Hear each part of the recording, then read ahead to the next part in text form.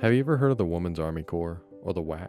Well, if you have, then you should learn about its first director, Oveta Culp Hobby, who had a very eventful and impactful life. Oveta Culp Hobby was born on January 19, 1905 in Killeen, Texas, to Isaac William Culp and Emma Elizabeth Hoover.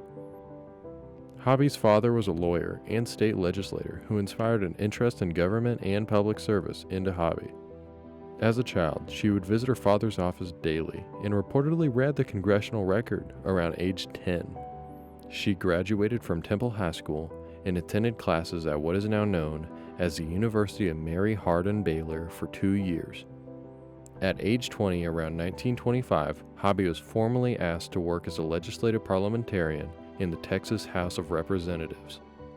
During this time, she attended law classes, helped organize the National Democratic Convention in Houston in 1928, worked on Thomas T. Canale's U.S. Senate campaign, and ran for Texas state legislator. In the 1930s, after her time as a legislative parliamentarian, she worked as a journalist in the former governor of Texas, William P. Hobby's newspaper, The Post. Hobby eventually rose to executive vice president of The Post, and in 1937 wrote and published a book called Mr. Chairman about parliamentary procedure.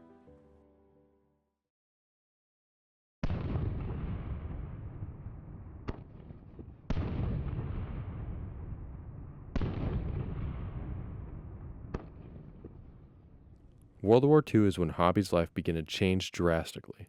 From 1941 to 1942, she served as the head of the Women's Interest Section in the War Department Bureau of Public Relations, laying the groundwork for women to participate in the war.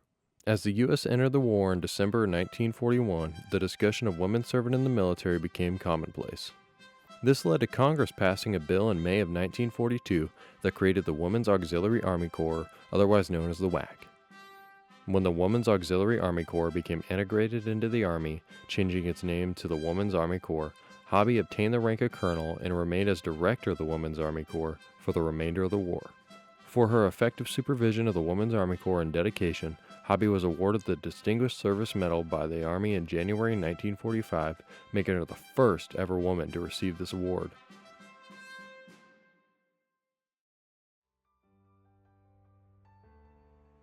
In July 1945, right before the end of the war, Hobby resigned from the Women's Army Corps.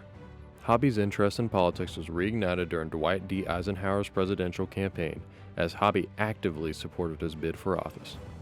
After Eisenhower became the president in 1953, he appointed Hobby chairman of the Federal Security Agency, otherwise known as the FSA, which oversaw public health, education, and Social Security funding.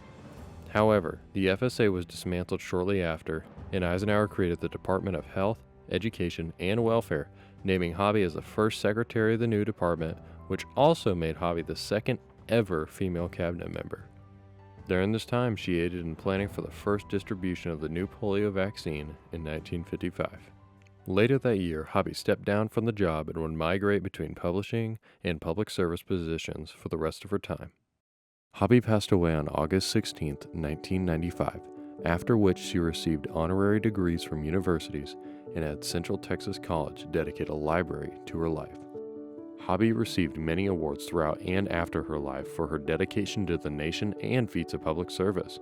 Hobby was inducted into the Texas Women's Hall of Fame in 1984, and the U.S. Post Office honored Hobby's achievements in 2011 with a commemorative stamp. Hobby changed many people's lives and altered the United States' view on women in the military, ultimately leading to many positive changes throughout our country. Want more Texas history? Like this video and subscribe. The Texas Center at Schreiner University.